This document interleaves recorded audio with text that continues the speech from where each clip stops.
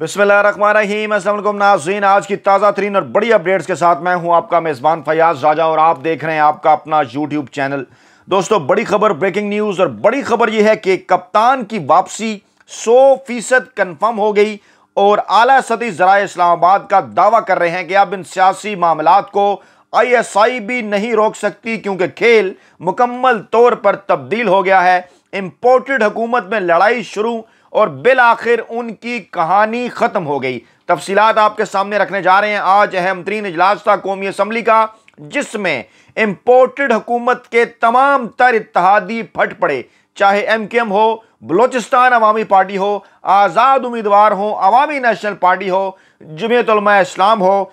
इनके बयानात की तफसीलात आपके सामने रखेंगे और आपको बताएंगे कि इस किस्म के बयानात क्यों सामने आ रहे हैं बजट पेश किए जाने के बाद, बजट की मंजूरी से पहले और IMF के साथ मुआहदे की इत्तलात आने के बाद। यास्मीन राशिद का लाहौर में खड़े होकर ISI को अहम तरीन पैगाम क्या था, उसकी तफसीलात भी आपके सामने रखेंगे। और पंजाब में PTI की अक्सरियत के बाद क्यों सारे मामलात बदल कर रह गए हैं। बात शुरू कर लेते हैं वज़ीर-ए-आज़म शहबाज शरीफ के इस बयान से, जिसमें उन्होंने कहा कि बहुत जल्द IMF से मुआहदा होने वाला है। यानी अभी तक IMF से कड़ी शराइत होने के बावजूद मुआहदा नहीं किया गया, नहीं हो सका। शहबाज शरीफ ने खुद माना कि जुलाई में लोड शेडिंग मजीद बढ़ेगी, जुलाई में पेट्रोल और दीगर मसनूआत की कीमतें भी बढ़ सकती हैं, गैस के जहाज़ नहीं मिले, वजूहात ये हैं, और IMF की जानिब से हमें सख्त शराइत का सामना है और हमें पता है अवाम बरह रास्त महंगाई का सामना कर रहे हैं। लेकिन इसके बावजूद उन्होंने ढीठ पने से यह भी दावा कर दिया कि वो अवाम को रिलीफ दे रहे हैं। सिंध के बल्दियाती इंतखाबात अहम तरीन मामला था, जिसके बाद मामलात रिवर्स होना शुरू हो गए हैं। तमाम तर सियासी जमातों ने, चाहे वो हुकूमत की इत्तेहादी हैं या मुखालफिन सिंध की हैं या वफाक की, तमाम तर सियासी जमातों ने पीपल्स पार्टी पर धांधली का इल्ज़ाम लगाया है और आज से इसके खिलाफ जलसे, जुलूस और धरनों का ऐलान किया जा रहा है। और हैरान कुन तौर पर इस पे MKM, GDA, इसके साथ साथ जमीयत उलमा इस्लाम, पाकिस्तान तहरीक इंसाफ, ये तमाम तर जो सियासी जमातें हैं वो एक पेज के ऊपर हैं। और क्या बयानात आए इत्तेहादियों की जानिब से। सबसे पहले MKM के वसीम अख्तर आए, जनाब TV चैनल स्क्रीन की जीनत बने और उन्होंने कहा कि वो बहुत जल्द बहादराबाद को ताले लगाकर सड़कों पर आ सकते हैं अगर उनके मुतालबात मंजूर ना किए गए। 30 दिन के अंदर उनसे वादा किया गया था कि बल्दियाती कानून बदला जाएगा, लेकिन बल्दियाती कानून बदले बगैर इंतखाबात करा दिए गए, जो कि उन्हें किसी तौर कबूल नहीं। और आइंदा आने वाले चंद दिनों में राबता कमेटी अहम तरीन फैसला कर सकती है, ऐसा कहना था MKM के सरबराह का, MKM के रहनुमा का। उसके बाद जनाब बयान आया मौलाना फजल रहमान की जमात JUI फे का। उसने ये ऐलान किया कि वो जरदारी भगाओ सिंध बचाओ तहरीक शुरू करने जा रहे हैं। और MKM के बाद जमीयत उलमा इस्लाम अहम तरीन इत्तेहादी, उन्होंने कहा कि धांधली की गई, बदतरीन बदनज़मी हुई। और उन्होंने कहा कि राशिद सोमरू ने कहा कि मेरे घर के 14 वोट वोटर लिस्ट में शामिल ही नहीं थे, हमारे कारकुनान पर तशद्दुद किया गया, हम बहुत जल्द जरदारी भगाओ सिंध बचाओ तहरीक शुरू करने वाले हैं। मौलाना फजल रहमान तमाम तर सूरत हाल से वाकिफ हैं। उन्होंने कहा है कि ऐसा ना हो कि बहुत जल्द इस इंपोर्टेड हुकूमत से बैसाखियां खींच ली जाएं। अहम तरीन बयान जमीयत उलमा इस्लाम का। उसके बाद एक और बड़ा इत्तेहादी, एक और अहम तरीन इत्तेहादी अवामी नेशनल पार्टी, निश्चित उनके पास एक ही, लेकिन एक एक सीट इंपॉर्टेंट, अमीर हैदर खान होती ने भी खबरदार कर दिया कि हुकूमत जिम्मेदारियां अदा करने में नाकाम है और अगर ये इसी तरह से नाकाम रही तो अवामी नेशनल पार्टी को तल्ख फैसले लेने होंगे। हमने PTI की हुकूमत छुड़ाने में अहम तरीन किरदार से जान छुड़ाने में अहम तरीन किरदार अदा किया, लेकिन जो मौजूदा मुआशी पॉलिसियां हैं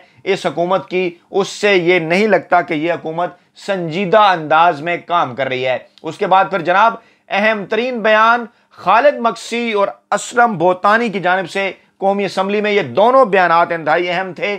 और असलम बोतानी जो कि आज़ाद रुकन हैं, आज़ाद रुकन कौमी असम्बली हैं, उन्होंने बड़ा ही वाज़ेह अंदाज में ये कहा कि वो पाकिस्तान तहरीक इंसाफ के साथ खुश थे, पाकिस्तान तहरीक इंसाफ से उन्हें फंड्स मिल रहे थे हलकों के अंदर काम करवाने के लिए, लेकिन वो किसी की मोहब्बत में उन्होंने पाकिस्तान तहरीक इंसाफ छोड़ी। बाद में उन्होंने एक्सप्लेन किया, जब इस हवाले से खासा शोर शराबा हुआ कि किसी से क्या मुराद है, लोग इसके ऊपर बात करते नजर आए कि वो न्यूट्रल की जानिब इशारा कर रहे हैं, तहाँ पर पैंतरा बदला असलम बोतानी ने और उन्होंने कहा कि किसी से मुराद उनकी आसिफ जरदारी है और आसिफ जरदारी ने उन्हें इज्जत दी और पाकिस्तान तहरीक इंसाफ में उन्हें इज्जत नहीं मिलती थी, तहम फंड बहुत मिलते थे। लेकिन अब जो मौजूदा हुकूमत है सिर्फ 2 वोटों के ऊपर खड़ी है, अगर ये 10 वोटों के ऊपर खड़ी होती तो फिर ये हमारे साथ क्या सलूक करते, ऐसा कहना था असलम बोतानी का। फिर खालिद मक्सी और ख्वाजा आसफ भी उलझ पड़े। खालिद मक्सी ने कहा कि पीटीआई की हुकूमत बदलनी थी, हमने साथ दिया, इस वक्त हमारे पास चक्कर लगाते थे, हमसे मोहब्बत करते थे। अब उन्होंने मुंह फेर लिया है और उन्होंने कहा कि हुकूमत किसी और मकसद के लिए तब्दील की गई थी, लेकिन अब इसका मकसद कुछ और हो गया है। ये एक बड़ा सवालिया निशान है। गोया कि ये कहा जाए कि दावा किया था इम्पोर्टेड हुकूमत ने कि वो महंगाई की वजह से हुकूमत तब्दील कर रहे हैं, लेकिन वो तो अपने केसेस खत्म करने के दर पे हैं। उन्होंने कहा कि बगैर पोर्टफोलियो वजारत हमारे पास है, क्या हमने झाड़ू देना है? और फिर असलम बोतानी ने एक बार फिर जिक्र किया कि आसिफ जरदारी को कहा कि मुझे हल्के के लिए फंड दिए जाएं। आसिफ जरदारी से आपने 58 वोट लिए हैं, कम कम आप उनकी बात का ख्याल रख लें। अगर हमें पीटीआई से इज्जत नहीं मिल रही थी तो आपसे तो हमें इज्जत मिलनी चाहिए। और फिर मौलाना फजल रहमान की जमात ने भी शहबाज शरीफ को आंखें दिखाई। मैं आपको बता चुका कि 14 अजला में बल्दियाती इंतखाबात के हवाले से उन्होंने धांधली के इल्जाम आयद किए। और तो और जमात इस्लामी सिर्फ जिसकी एक नशिस्त है कौमी असम्बली के अंदर, उन्होंने कहा कि मुझे अयाज सादिक ने धमकी दी। ये अब्दुल अकबर चतराली जो कि जमात इस्लामी के रुकन असम्बली हैं, उन्होंने कहा कि अयाज सादिक ने मुझे धमकी दी। क्या वो बाप के घर से फंड लाते हैं? और बड़ा ही सख्त लहजा उन्होंने इस्तेमाल किया। उन्होंने कहा कि मुझे धमकी दी गई अयाज सादिक की जानिब से कि मैं उनकी तरफ आ जाऊं, नहीं तो वो मेरे हल्के को महरूम रखेंगे और मेरे खिलाफ रेफरेंस आ जाएगा। तो उन्होंने कहा कि क्या आप अपने बाप के घर से फंड लाते हैं? ये फंड पाकिस्तानी अवाम का है और वो इस निज़ाम के खिलाफ बोलते रहेंगे। इससे पहले अयाज सादिक ने अब्दुल अकबर चतराली को निशाने पर रखा था और कहा था कि हुकूमती बेंचेस पर नहीं बैठेंगे तो उनके खिलाफ ज़िमनी रेफरेंस भी आ सकता है।